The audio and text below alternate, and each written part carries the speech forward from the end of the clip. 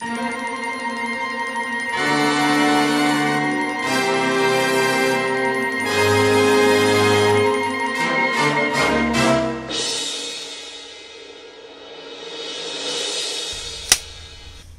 one. Hello, hi, and welcome again, ladies and gentlemen, to Pyat's Fortress. Pyat here, as usual, here in the fortress, or close by it. This is actually the office space of Solitude. One day I may return to the fortress, but for now I'm going to do these presentations from here. It's much cozier. I have all my things and mementos here. Now, I'm going to do something a little bit different for this episode. We're going to have a slideshow. A slideshow of a trip. A fantastic trip. An amazing trip across 2 countries and several states. Now, those of you who've been with me since November of 2006 will recall my incredible journey to visit the Slan Shack in Battle Creek, Michigan. A year later, in November of 2007, I took another epic journey. Unfortunately, this time I did not have a video camera with me, but I did take several photographs, which I've converted into a slideshow, to share with you all. The trip I took last year was something I had been planning for a long time, and it wasn't until last year that the stars, as they say, were finally right. My friend Alex and I returned from something of a whirlwind tour of Rhode Island in general, and Providence in particular. This trip was something I had first conceived rather dimly in high school when I started reading H.P. Lovecraft, because H.P. Lovecraft, Howard Philip Lovecraft, the famed horror writer who died in 1937, was of course the whole point of the trip. The shape of this pilgrimage that I kind of envisioned dimly kind of solidified in my first year of university when I was reading Lyon Sprague de Camp's excellent, though hardly impartial, biography of Lovecraft. So we left Hamilton, Ontario on a late on a Friday afternoon. I served as the driver. This text was our Bible. This is L. Sprague de Camp's biography of H.P. Lovecraft. It was our guide, at least insofar as the Lovecraftian section of the trip was concerned. You see the car we're driving is actually a used police car, known in my circles as the haunted police car, for reasons that are too long to go into now. Our hotel had a sort of indefinable Soviet-era housing block feel, though the rooms were actually nice enough. Our hotel was in Attleboro, Massachusetts. The next morning, we headed out to search for H.P. Lovecraft's gravesite. I had the directions to it. Of course, we got totally lost. Ended up driving past the Capitol building and stopping for a late breakfast of coffee, eggs, and sausage at the Capitol Hill Diner. It was quite nice. But finally, we arrived at the Swan Point Cemetery around noon. It was quite beautiful, and we quickly located Lovecraft's grave marker. The stone does not actually mark his burial spot. He's under a family monument a few feet away.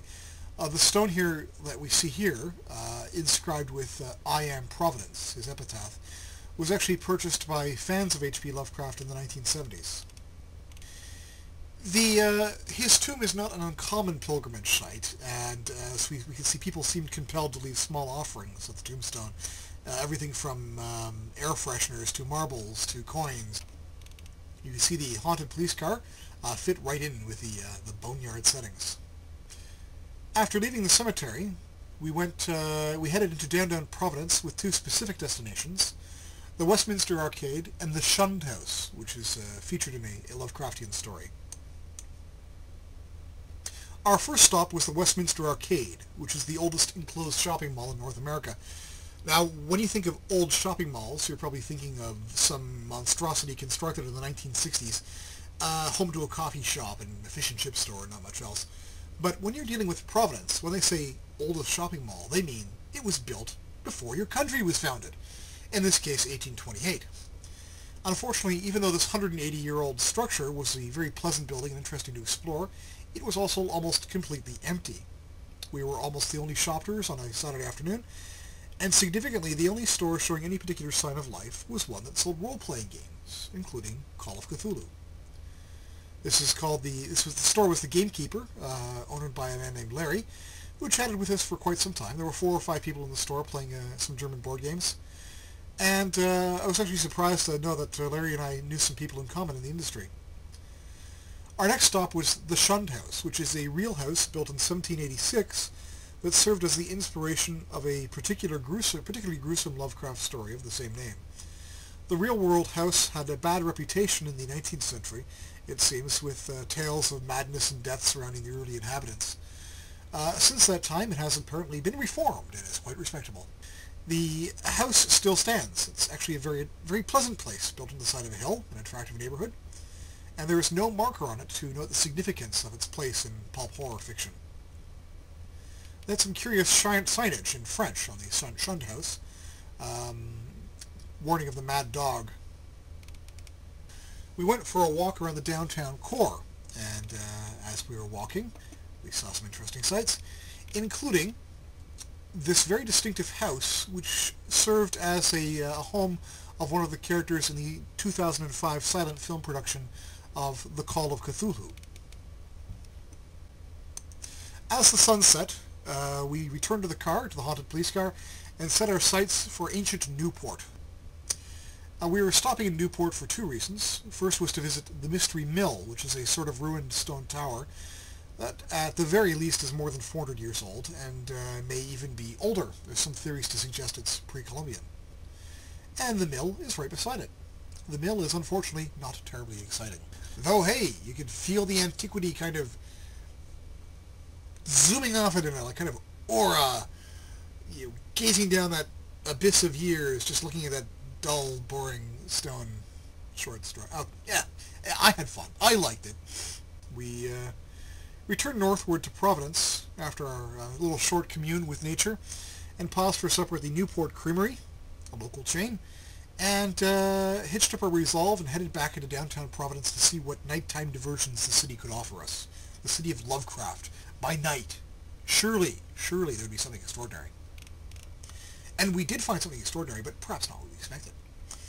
We discovered, first of all, that the city core is much livelier at night. During the afternoon, the downtown had been nearly empty.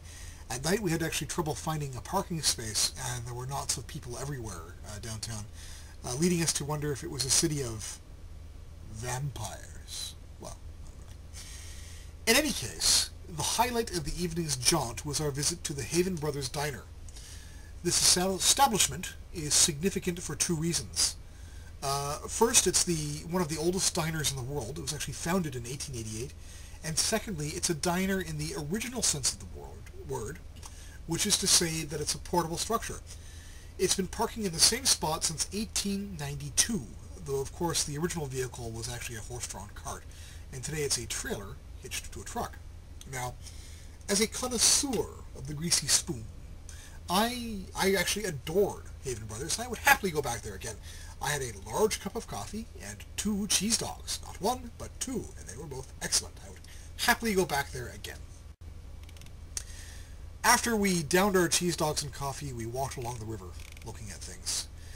We walked down the steps to the Woonasquatucket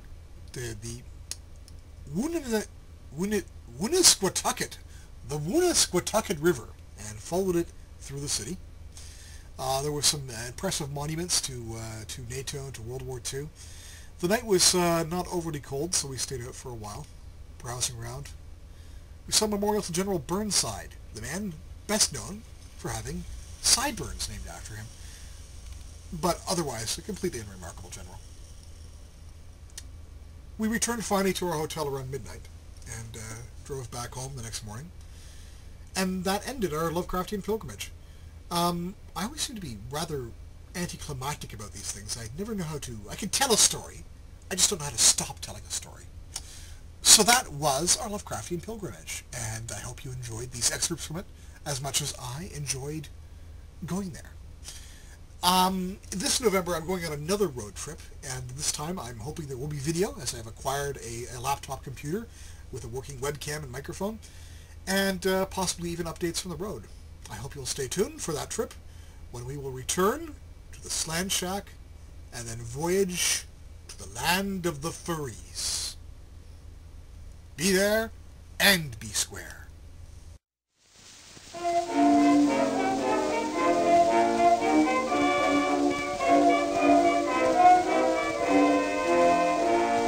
This life's a play, said Shakespeare, that the truest words he spoke.